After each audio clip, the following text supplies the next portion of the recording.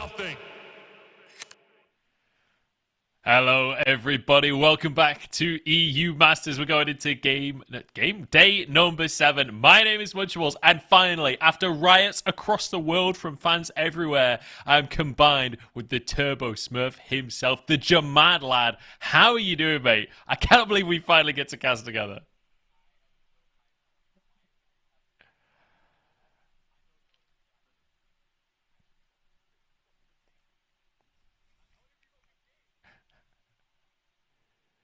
I've botched it on the intro. All right, listen. Point is, I'm bloody hyped. Me and Munch are so excited, and we've got really damn good games to open up the day with. Let's recover here as Jamad muted himself for the intro.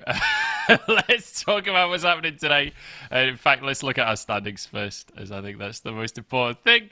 You can see Group A is complete, Group B is complete. Makers and Big going to be making out of Group A. Sup Up and Misfits out of Group B. We're moving into Group C today. You can see on the bottom left there with UCAM currently first seed, followed by Luminar, MOUZ, and then Matsco in 4th place. But when we look at the games coming your way, or in fact, you can see that group up close and personal right there. And I have to say, UCAM especially have been impressive, but Luminar is a team that's jumping out at me as the 3rd seed from the Ultra League, but actually really surprising so far, doing really well. Yeah, I agree. I think Luminar are doing really well. They could be the team at the top of Group C, realistically, after their match against UCAM last week. It was so back and forth. And I mean, you got to cast it. It was bloody exciting too. Games for today, you can see MOUZ, UCAM, Luminar. It's pretty solid opening 2 games of the day. Yeah. Yeah, we've got some bangers coming. I honestly, Group C is very up in the air in my mind because I think MOUZ especially going to be looking to rectify some of the mistakes of Week 1. But let's talk about our first matchup that's coming up, because this one, I think, is definitely going to set the pace for the group. We've got MOUZ versus UCAM to start us off. And MOUZ, as I said, a team that is wanting to have a bit of a better performance than what we got to see from them last week, because I feel like it was a little lackluster when you consider this roster and the organization's history. Yeah, I definitely agree. You know, for MOUZ, you feel like this is always supposed to be, regardless of the roster, an organization that always not only makes it to knockouts, but goes really deep into the competition, right? Semis, finals is always the goal for MOUZ, and so far they've not necessarily been showing it. I think a lot of that comes through the drafts that we've seen, but we'll get to that when they once of course we get into Champion Select. UCAM, on the other hand, whilst they are a Seed 1 team, I'm still a little bit skeptical. I think the opening game of the day, or the opening 2 games of the day, is really going to say for me whether I believe this is a team from the Super League that can go very far into the tournament and contest some of those other strong Seed 1 teams as well.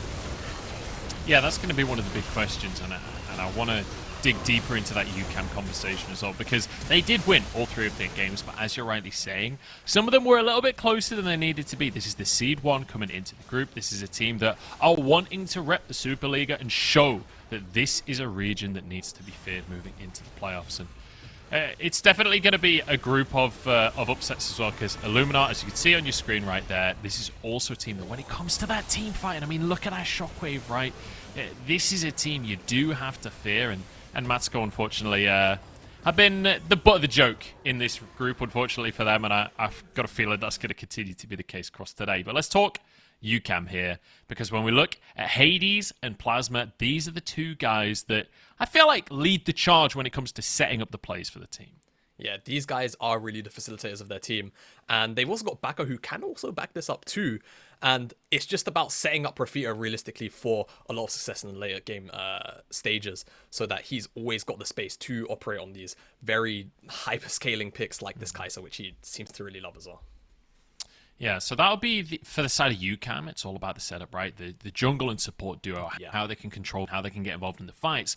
Whereas for MOUZ, it's a bit of a different story. We're looking at the mid laner, we're looking at the AD carrier leader, and Gadget are the 2 players to watch for me when it comes to MOUZ, because this is a team that likes to play aggressive. This is a team that likes to win lane, win game. So you got to look at the carries in those kind of scenarios. Yeah, exactly. You have to look at, you know, the specific lane matchups that these guys are handed, and you saw the stats right there. Leaders leading the damage per minute charts amongst all of the mid laners. Despite going 1 and 2, this guy is still very capable of carrying his team, and Gadget as well is a monster. These guys seem to always manage to find a way to funnel a decent amount of resources into him. So I think for MOUZ, You know, especially when you've got a jungler like Pridestalkr who isn't necessarily the most selfless jungler, we have to try and see resources allocated properly so that everybody can shine on this team together.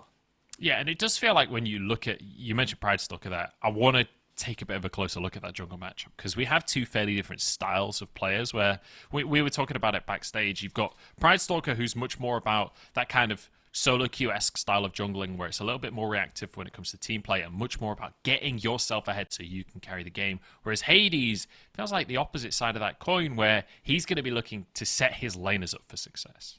Yeah, exactly. And what's kind of impressive about Hadess too so far throughout EUM is that he's actually been able to keep up relatively well in that CS department while still being able to assist his laners, which I think is a very rare balance for junglers to find. I think it's a very difficult balance to strike too. So, you know, here in this jungle matchup, I think it's going to be really interesting to take a look at how both of these guys path over Pridestalkr is going to try and deny Hadess a bunch of jungle camps in the early game. But as you can see on our screen, we finally got picks and bans. Yes, we do. We're into our first game of the day. MOUZ looking for redemption coming into week number 2. This is an organization team and from the second seed from Germany, right? This is a team you should be expected to make it out of the group. They didn't have a good week 1 and now they want to change things around. Look at these bans already. It is pure respect coming out from UCAM. The Aurelia taken away from Leader. For anyone that doesn't know, that's very much a pocket pick for him. And a Karthus taken away from Pridestalkr. Yeah, and with all the bans coming through, the one pick that immediately springs to mind here is that Tristana. Tristana's up, but for now, MOUZ, they're going to forego it. They want that Udyr. And of course, now on the other side for UCAM, you have that Tristana available if you want it. You've got the Orianna if you want to strip that away from MOUZ. Not that Leader necessarily leans on it too often anyway, but plenty of powerful picks up and available. You can even really blind a support here if you want to. UCAM really do have the pick of the litter with this Udyr first pick coming out from MOUZ. Yeah, so Udyr, very standard for that first pick, but as you rightly say, Tristana's available. We've got a Rakan as the first lock in here. Not something I can say I was expecting here, Javada. Yeah, I mean, with the Rakan, it's a very strong pick at the moment in the meta. There's not too many champions that can greatly punish it, and it pairs up really well with a whole bunch of AD carries. Of course, Xayah, the most infamous. Naturally, they're released together. So this already says to me, UCAM, they're going to look to play through the bottom side potentially. They're always going to have this strong side, bottom side. There's always going to be the Rakan for the engage. The Xayah's always going to be self-sufficient. This, however, is one of the few picks in the game that can greatly punish that Rakan. The Leona can stop a lot of the dashes from that point-and-click CC, the stun. So it can work out quite well there. I imagine MOUZ likely to just lock in that full bottom lane, just seeing the Xayah Rakan, and they already have the Udyr in their pocket. So you could see something a little sort of aggressive like the Samira. You could also see Gadget just default to something like the Jinx if he feels like he can pilot that one out in what could be a potentially very bloody bot lane.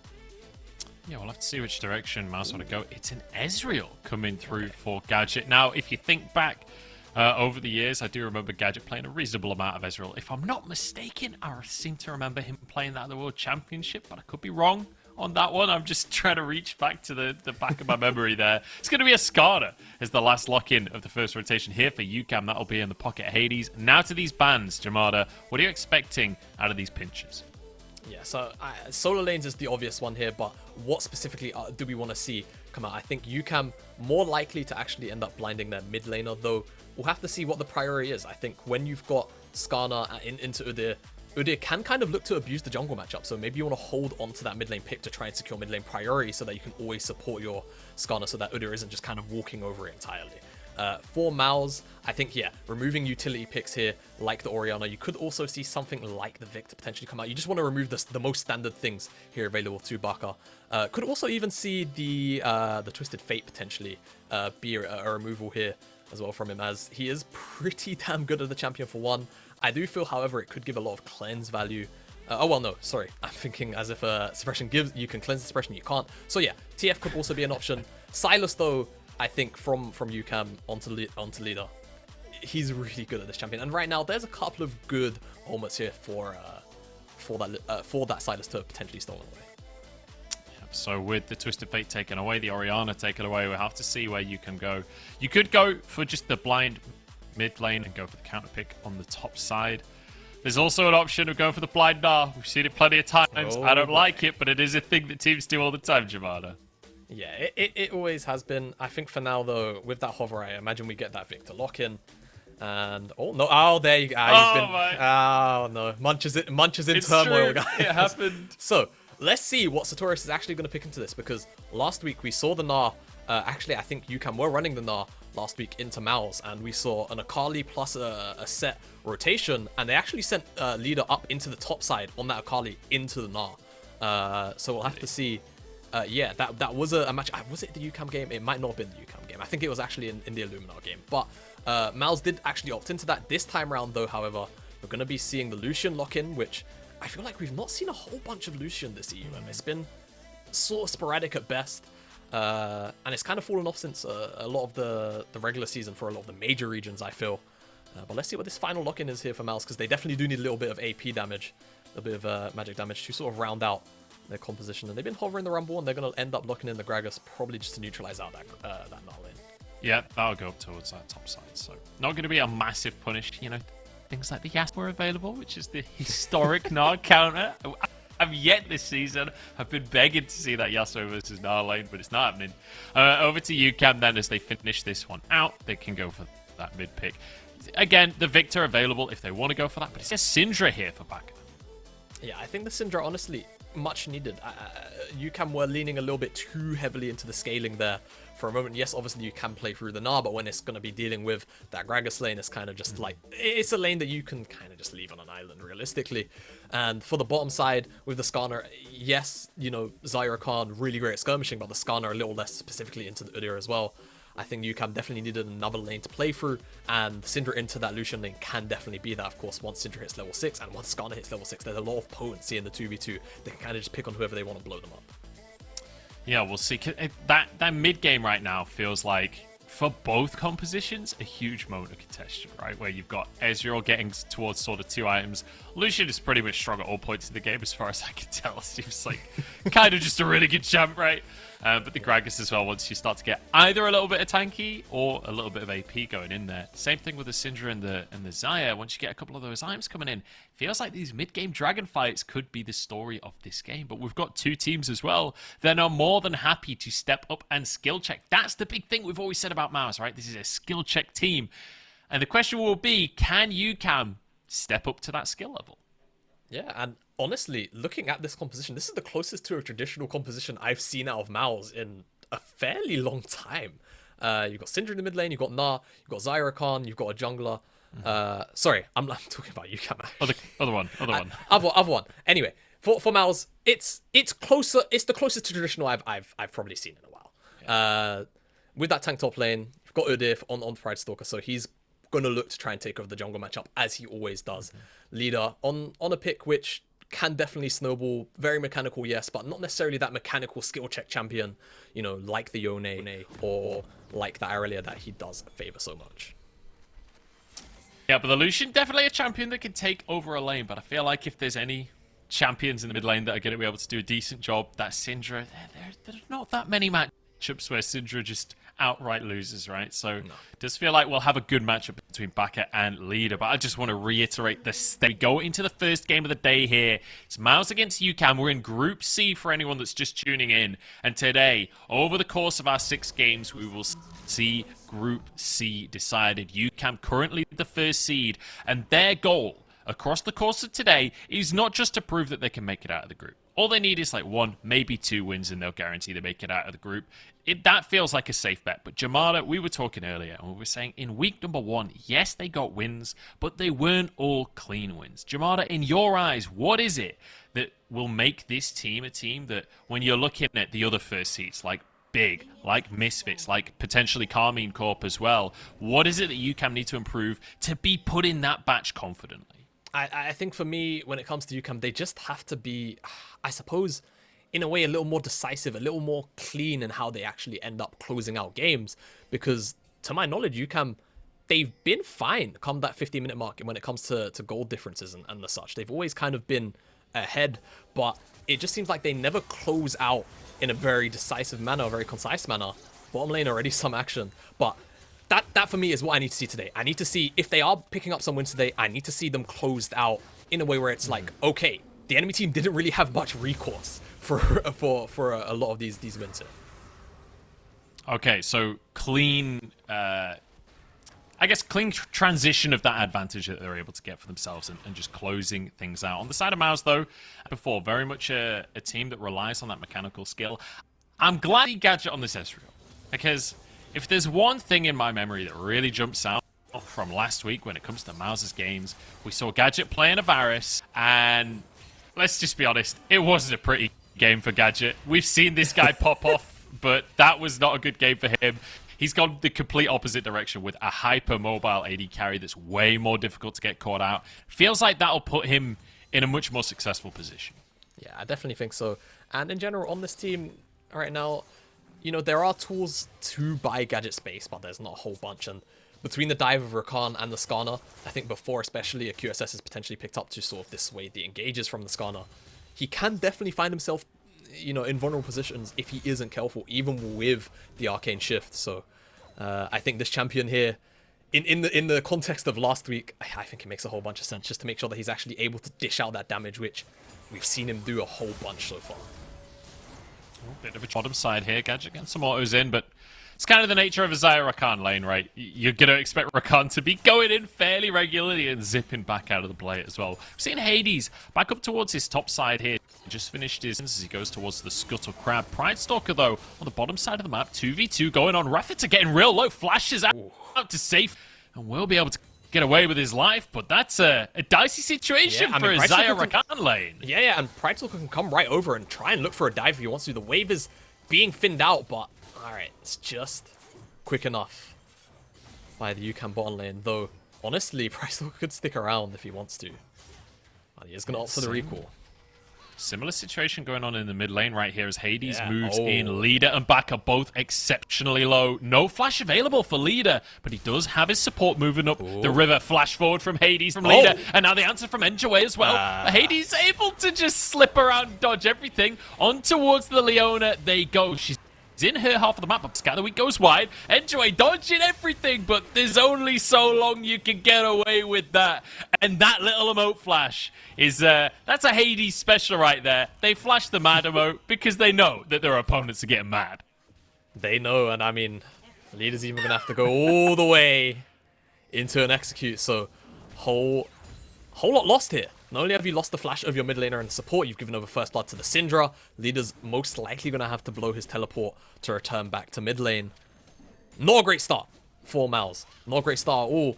And let's see now if this Syndra can actually start to take over the lane, if she can try and get another cheeky recall off, which she is going to be able to spend some of that first blood gold, and see if she can take over this mid lane, because honestly, Udyr, it seemed like blew his flash in an attempt to try and find a solo kill, and then was punished by Hadess on the return. Now, Pridestalkr potentially looking to solo out the dragon on spawn.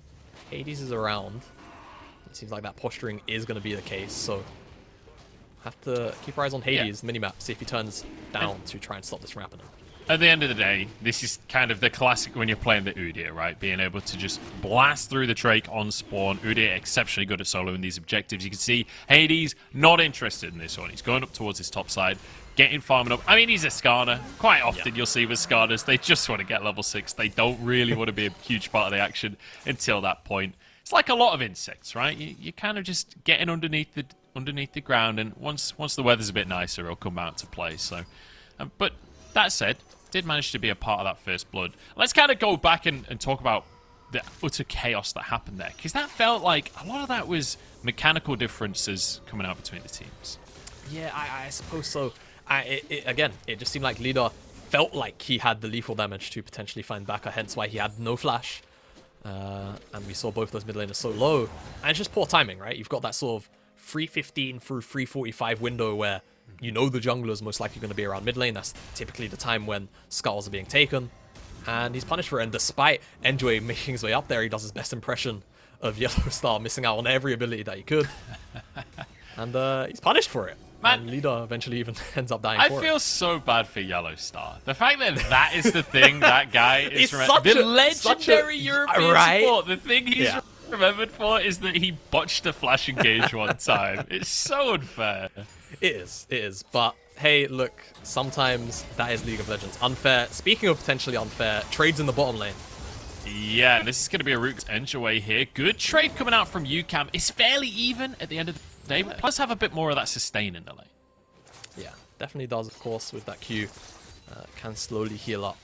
Of course, caveat is you have to hit it, but nonetheless, you will end up healing up. No sustain between the Ezreal and the Leona. To be fair, Ezreal Leona lane keeping up in trades, I think, with the Xayah Rakan lane is pretty impressive. Yeah, they're doing all right. They're doing all right. Look to the mid lane, though, as we have Level both sixes. junglers here. There's a scat of the week in. Baca goes in. Available here, but the disengage from MOUZ. They realize that's not a 2v2 they can go for. You can't 2v2 against Skarner and Syndra at level 6. Those level 6s are not fair. They are so oppressive, man. Especially, you know, the first 15 minutes, there's no real ability to cleanse away that QSS. Typically, people have other core items to worry about first. Yeah. Just being able to press your button on one champion and just delete them off Summoner's Rift. Yeah, So little counterplay. It doesn't feel like there's much you can do about that one. But the counterplay is exactly what MOUZ did. Disengage, opt out of that fight, and they're rewarded massively for that by not going down, by not dying, basically. So, nice start for them. Gadget, in the meantime, has built himself up a bit of CS lead in that bottom side. I want to quickly mention the fact that Pridestalkr is building himself a lead in that jungle as well. 12 CS up right now. That's 3 camps. We're only 8 minutes into the game. Feels like Pridestalkr is farming up a storm. Yeah, and I think it's just the nature of this jungle matchup in general. Anyway, Skarner is just a slower clearer. Udyr, I think, still the king of the jungle in terms of clear speed. I don't think any other junglers match him unless we're talking about live, because, you know, Morgana jungle's looking pretty pretty wild at the moment, but of course still on 11.7. So Udyr, yeah, the king of the clear speed. Is he holding blue buff for leader, or is he gonna take it? What's he up to? What a nice guy. And, you know, we were saying that this is just all about himself. It wasn't about the team play, but just standing and tanking the blue. What a gentleman.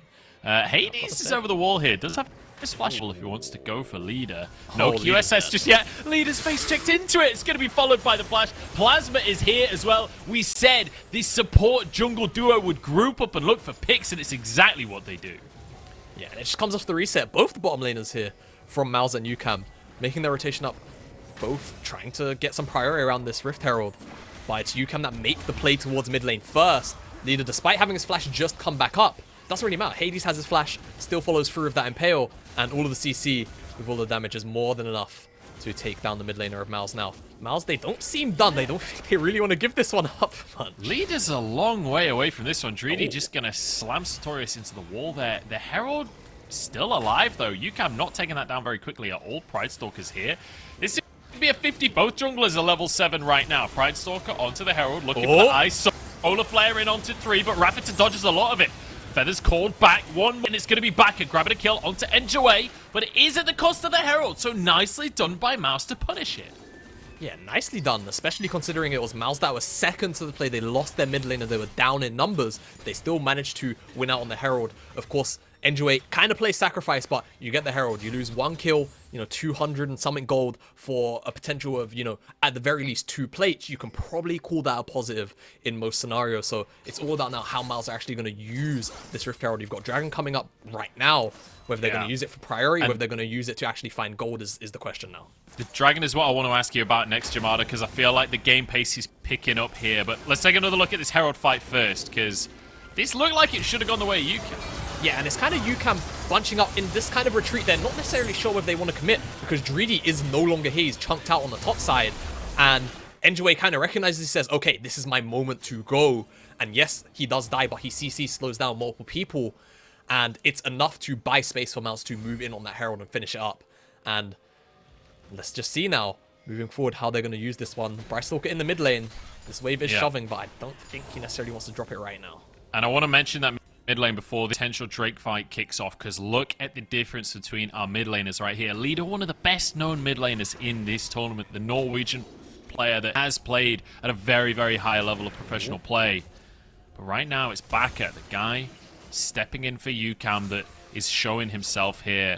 Hadess really wants to make something happen with that Impale. Remember, the first Drake went the way of MOUZ. Oh, here we go. Engage coming out. Solar Flare is down, though. Plasma doesn't get to play League of Legends. Rafitta does get a root and will be able to get out with his life, but Pridestalkr can walk over to the Drake now. Yeah, and that's the scary thing about playing Rakan. Not only into Leona, but also the Udyr at the same time. It's just 2 very easy point-and-click CCs where like you say, you just don't get to play League of Legends. He had his flash, he had his ult, still couldn't get out in time. And with that pick, MOUZ, they're going to be picking up the second dragon of the game. See if we get a Cloud or an Ocean. So, on the Rift, seems like it's going to be a Cloud. Which, honestly, for this game, quite a few champions kind of want to cast their R's off cooldown.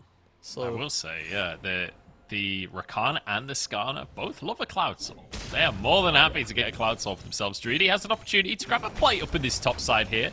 He's able to slam that wave in and just get away with it as well. Nicely done there on the Gnar.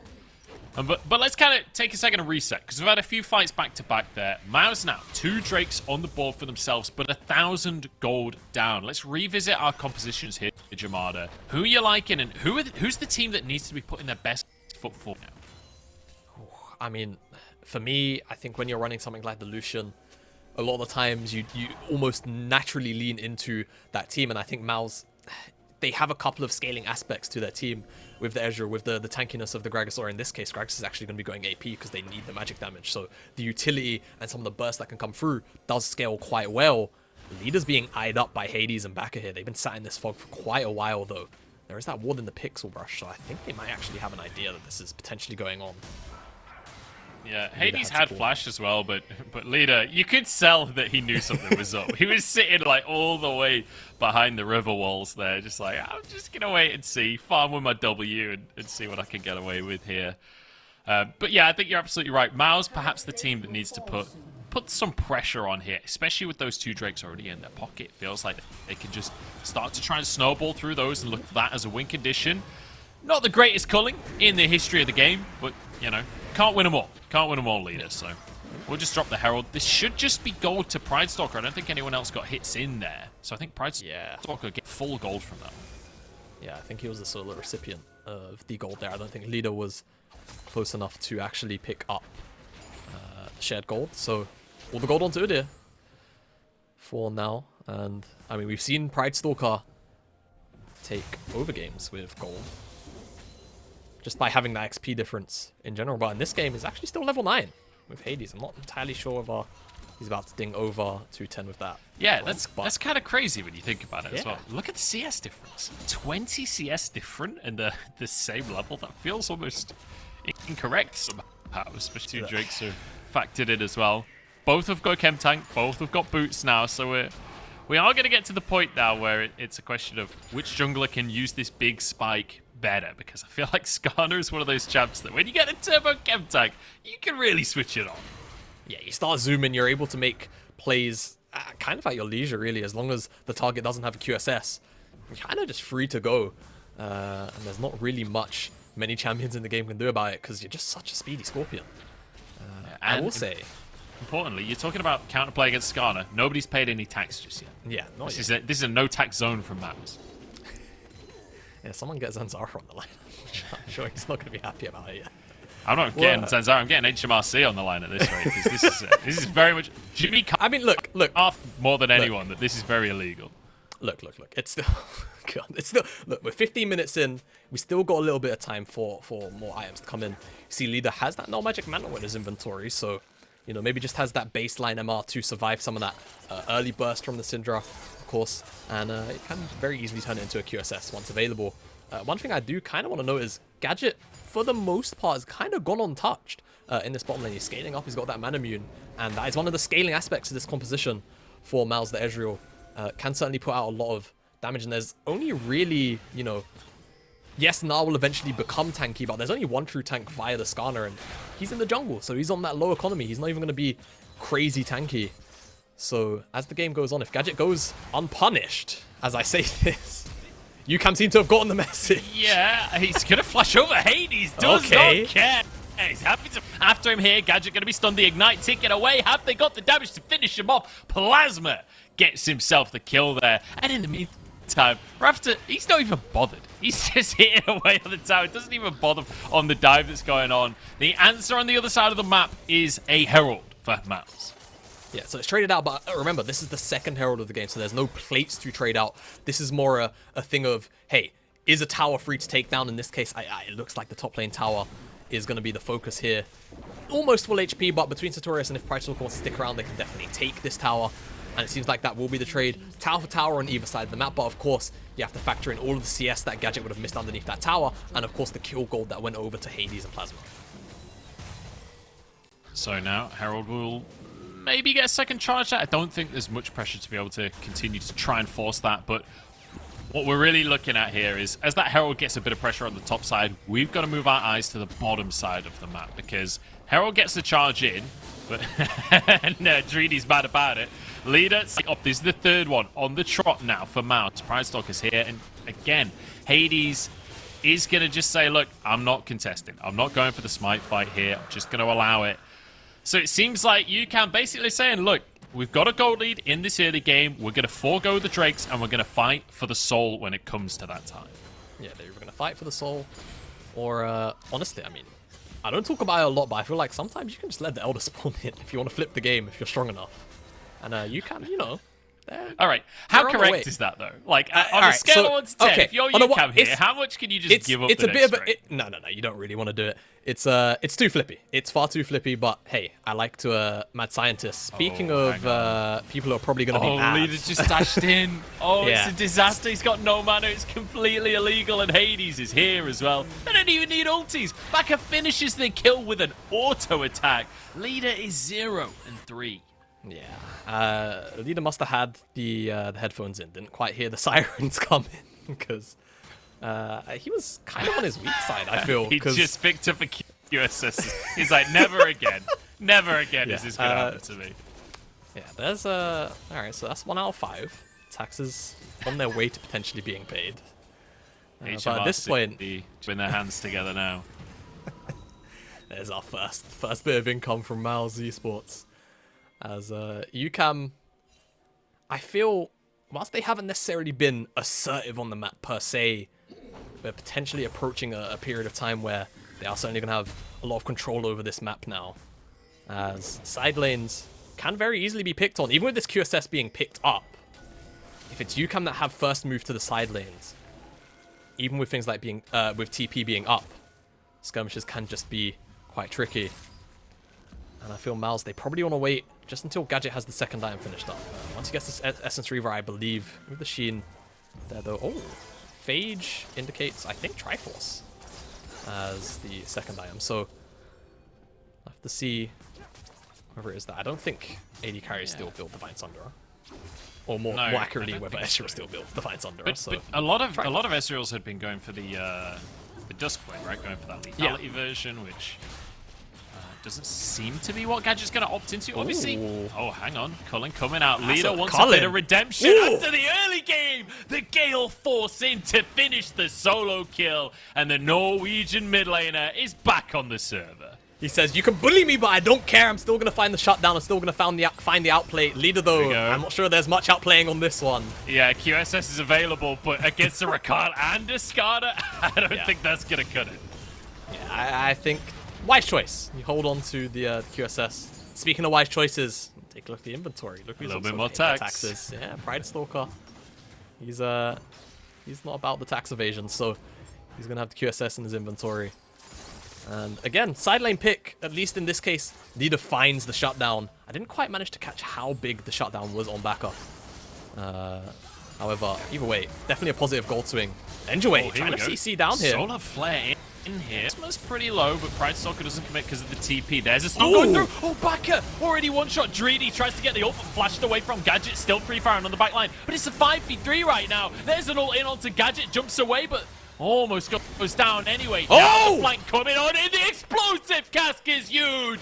Rafitta taken out of the fight. And now the follow-up. Satorius looking for more. The Everfrost doesn't quite connect though. Baca walks away. Now onto the Gnar. Dreedy trying to escape up towards the top side. Pridestalkr looking for a stun, but he can't quite close the gap. Hadess now at the target. He's tanky, but not tanky enough. Knockup's coming out. Leader following up with the damage. UCAM so damn low. Gadget gets one, and they can't follow up for more, but it's a great fight for MOUZ. Great fight for MOUZ in the mid lane. And kind of at a time that they need it, they can now, after this reset, be back out onto the map first. And that means that they're going to have river priority. They're going to have control in the area that they need it because this dragon is spawning in 1 minute's time. And if UCAM are the ones that have to face check blind into the dragon, it means they're just going to have less favorable fights by possibility. So this is a great time for MOUZ to be winning out a team fight. And we get the replay here. And it's just Enjawve. I mean, Plasma kind of just steps a little bit too far forward, I suppose. Feels like he can be punished. And you see this teleport comes down, Pridestalkr waiting on top of it, and it's that True Shot Barrage on top of the Phoenix stance, which deals so much damage. The Gnar flashed away from, or Arcane shifted away from, rather, and Enjawve eventually does pay for it with his life. Gadget also bursted down, but it's this flank, the engage onto Rafitta, takes him down, and it's just kind of a slow chase. They eventually find another kill. We're back onto live. MOUZ with all the priority in the river. UCAM, though, they're looking for the engage fast.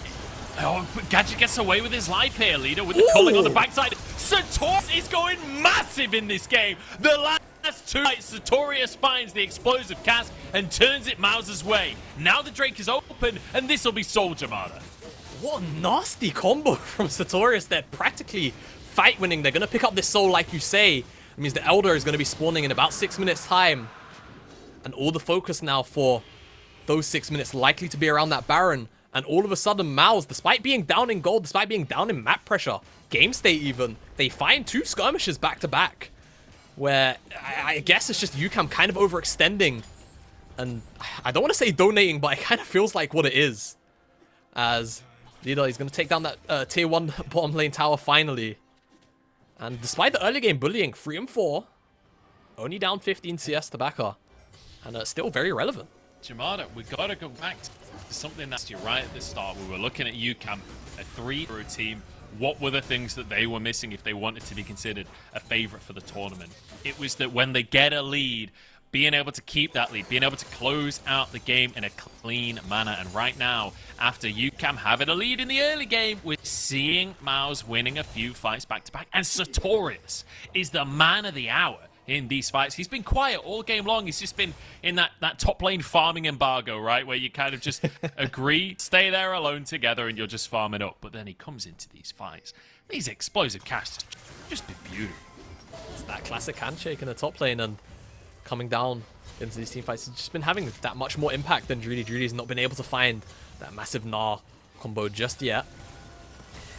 And yeah, exactly. UCAM, like I said, coming into the day, I wasn't necessarily too sold. Hades actually blew his chem tank there looking for an engage. And this game kind of is saying the same thing to me. I'm not too sold on the strength of this team just yet. Of course, we are only their first game of the day, the first game of the day. But when it comes to Illumina, when it comes to specifically Magico as well, yeah, I have to see a little more decisiveness. That's what I was about to bring up. The Illumina, 2-1 in the standings, but there's a pick coming through. Satorius taken down. He was the one winning the fights for MOUZ. Can the rest of the squad do the trick? Hades still tanky on the front line. Leader walks into range. Scatter, the weak is just out. And Gadget finds one for himself. MOUZ still winning out these fights. Gadget doing a lot of damage here. Dreedy moving up, though, looking for a flank himself. But the rest of the team doesn't look like we're on the same page. Yeah, it was technically a 5v4, but it's of course UCAM finding the pick and immediately blowing up Satorius, turn it into a 4v4. If that Scatter the Weak hit, man, I feel MOUZ would have just got absolutely wiped off Summoner's Rift. We'll get the replay here. And it's just Satorius, not respecting the fog. That Baca could be there. The Solar Flare is nice to lock up Baca, but of course you see that Zhonya's just negates all of the potential engage. Onto him, flashes out. And this Scatter the Weak just falls short. See Gadget, Leader both on top of orbs right there. That would have been their lives absolutely in the death chamber. Scatter the Weak just falls short. I want to quickly revisit item builds as well, because I know we've been memeing about QSSs all game long, but there are now 3 on the side of MOUZ. Tax, I think, like, officially that is the tax paid now. If Satorius goes for one as well, that's bonus tax on that point. But I want to quickly mention Divine Syndra coming out here for Gadget as well. Something that we've not really seen from Ezreal's much recently. Yeah, I don't really have much an explanation for the Divine Syndra, if I'm just going to be entirely blunt with you. I feel like the Essence Reaver... Oh, sorry, if we're talking about Mythics, of course, the Duskblade and potentially Triforce as well just are the stronger options. But hey, Divine Syndra is the choice of I am here for Gadget. The man is still an absolute damage per minute machine. So I'm not going to doubt the man. I'm not going to doubt him on his item choice right now.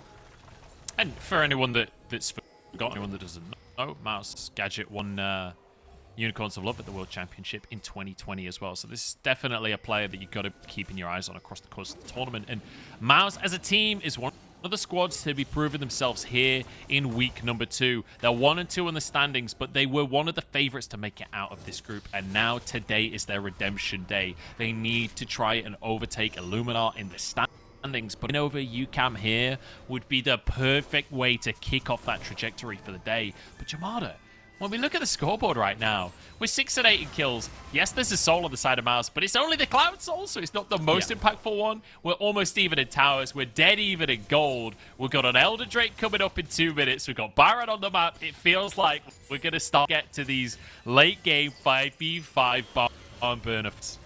Yeah, especially once this Elder spawns up.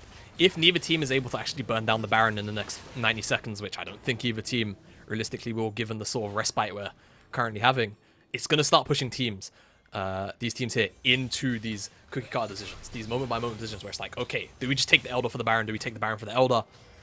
Who's on what side of the map? Who's prioritizing vision where? Who has the vision to find these flank engages? If Dreedy can find access into the backline because of a deep TP ward, and all of a sudden he finally finds that impact that Satorius has been having, MOUZ can absolutely get the floor mopped with them. And same can be said for Satorius. If you can get that nice flank angle, if you can get another great cast like the ones he's been finding in previous fights, it's all MOUZ. Yeah, that's the thing. It feels like so much of these fights are going to be down to individual execution. I'm also keeping my eyes on Leader, because he had a... Oh, maybe I should keep my eyes on Gadget. Gadget, he just jumps over. He's like, 1v Plasma, bring it on, bro. Here we go. MOUZ starting off the Baron here, keeping our eyes on the carries. Leader and Gadget. Satorius with these ults, but also Baca. Rafitta need to Baron down to 6,000, but it's peeled away from because Dreedy is here and he's about to turn Mega as well. MOUZ doing a good job to respect that Mega Gnar and not play into it. Yeah, and that's honestly a win for now, especially because Dreedy's popped that Mega Gnar, popped by Satorius using the barrel on him, so that Mega Gnar's going to time out almost as soon as the Elder spawns, so there's also another window for MOUZ to try and be aggressive if they want to. Pridestalkr could potentially face check here into UCAM territory. It's got back up though, so he's okay. Temporarily scary, but he's paid the tax, so it's alright. Hades will walk away from this one as well. I saw Gadget walking up the other side of the wall there to Dreedy. They didn't have vision on him. If they had, that maybe could have been the pick that broke this game open. Vision control in favor of MOUZ right now as they push forwards in the mid lane. Cullen not doing all of too much, unfortunately. A couple of shields coming out to block a lot of that damage. Pridestalkr looking to get vision control. He's so damn quick. Hades tries to chase him down and he just can't. Elder is here. MOUZ have control of the river and could maybe just start this one off. Yeah, I mean, they could, but I don't think they necessarily want to give over the Baron. I make a noise because I feel like MOUZ are trying to push him something. They're so... Oh, they're going in! They've gone in just as Greedy turns into Mega Gnar. I don't think that's the play. Gnar is all. And here we go. The group up is coming on through. Great scatter the week across the team here. Gadget is free firing, but he's completely alone because Leader's pushed out of the fight. Hades chases him down. Double kill for Baca as Gadget ults in the wrong direction. Elder and UCAM are in control. Yeah, and with so many members dead from MOUZ, you have to imagine it's just going to be Elder into Baron. Both those buffs in pocket, you can just pick on whatever lane you want to. There's a plethora of towers still left out on the map. Gadget could potentially be a victim here to some MOUZ burst, to some Baca burst, but fortunately, he's a little bit of mine. Mate, you're gonna have to trademark that one, Baca burst. We'll have to see the Baca burst in this fight. Yeah, I mean, I just don't understand the timing here from MOUZ, from Enjawve specifically, of course. Wanting to go in here, you can see Dreedy is about to Gnar out. It's the one time you just don't want to fight UCAM, and you're moving into a Xayah, into a Syndra, into a Skarner, into a Rakan. Just every champion on UCAM is just a terrible idea to walk into. Whilst it's not specifically a choke, it's as good as if you're just walking into them almost one by one like that. I would have called that fight a choke from MOUZ. Okay. Alright, Elder in pocket here for UCAM. They are completely in control now when it comes to this Baron, and it feels Sam could just toy with the idea of starting this one up straight away. They can move the rest of the team over, and realistically, there's no way MOUZ can contest. This is an opportunity for UCAM to blow the game wide open. Yeah, and like we just said, loads of towers available. Leader's teleporting from... Alright, I'm just going to ignore that for now. From Krugs to effectively Gromp to push out the bottom lane. Try and find that bottom tier 2. I mean, granted, he knows that they're giving up the Baron, but, you know, I suppose any gold in trade you'll take. He'll get a tier 2 for it, and it's a mid laner TP, also not as valuable as your top laner TPs. Leader's not really looking for a flank in many of these situations, so not the end of the world. You know, just being able to get anything on the back of that trade is probably positive at this point for MOUZ. So UCAM going to be able to push in the mid lane as well. They're just trying to get as much of this standing gold off of the map as they possibly can with this Baron buff while they still have that buff in their inventory. Elder Drake, I think, still ticking away for now, but I'd imagine will time out shortly. Yeah, it should be ticking out in about 45 seconds or so, I think, if my maths is correct. So still a little bit of time to toy around at the bit. It was never correct. Still, it was so bad. People from the UK will probably get that one. As UCAM, they're opening up the mid lane, and they're probably going to take this inhibitor as well. Try and rotate over to the top side. If they can do it in quick succession, that'll be really good for them. Picking up those two inhibitors means that they can just go and focus on the bottom side after a reset. Though with these buffs, Baca is really moving forward. He probably knows if he can find a Scatter Week on any of the squishies, he can just blow them up. Leader, I think he's gone. I think that's a one you can take, but he just gets hit by the outskill button with an Elder Drake. You can't survive that one. That's 2 inhibs, but with Leader dead for 45 seconds, that might just be the game. MOUZ now, last chance saloon. Can they keep themselves alive? They need these wins to be able to contest in the standings. UCAM pushing forward with the Baron minions, in with the engage, but down immediately. And Enjawve, there's nothing he can do about it. He's just not tanky enough. Hadess now stepping forward, but happy to tank up here for the team. Gadget jumps in. He knows he's going to be the star that takes this game himself. Trying to take away the minions, trying to finish this one off, but UCAM are just onto the Nexus. They aren't going to fight. They're going to ignore everyone and finish the game instead. UCAM remain flawless in Group C. UCAM, they finished the game in a pretty strange fashion. Well, not strange. It was finally decisive. Once they had those buffs, they finally actually pushed their advantage properly. And I'm still not necessarily convinced. I think we have to look at the Illumina game moving forward now. But I think with that win, they should be secured top 2 at the very least. I think if they beat Illumina here, that is guaranteed first place for the Spanish #1 seed. But I mean, for MOUZ, again, more questions from me, especially from individuals as well. Enjawve, on multiple occasions, engages just a little bit lackluster, a little bit disconnected with the rest of his team, not able to be followed up on. And I think off the back of that, UCAM consistently punished, capitalized, and found way more, especially after that sort of 25-minute mark. Yeah, really nicely done by UCAM, and also great use of the impales in the game moments. And as to be said, Leader getting caught out a few times in this game in situations where maybe he needed to play a little bit safer. Felt like he was a big fan of the bottom lane, though. He was an AD carry, so I can kind of see the wavelength he was going on this one. But it has to be, we've got to take this in the context of the standings, right? Because now we're going to see MOUZ at 1-3. Illumina already with 2 wins on the board. If Illumina can win 2 games today, they're going to guarantee themselves playoffs. Yeah, and, you know, we kind of said it. Illumina, they're the final hope of the Ultra Leaguer. It's what you've said, right? So they've kind of put themselves in a position now where they have to do all the work, and then it might not even really be in their hands anymore. So for MOUZ now, I think it's kind of gone last chance saloon. Hopefully for them, they can try and pick up these final 2 wins, because realistically, this is an organization that should be going far into the tournament. Yeah, that'll be the question. MOUZ now have a mountain to climb across the course, and UCAM are sitting pretty. They have now guaranteed themselves playoffs at this point, at very least second seed for themselves, and we'll see how the rest of the group is going to shake out. We're going to jump into a quick break, and then we'll go into our second game of the day as well. There is plenty more action coming. We're going to see UCAM playing again, this time against Illumina, another team that can fight for that first seed spot. We'll see how that one goes right after the break.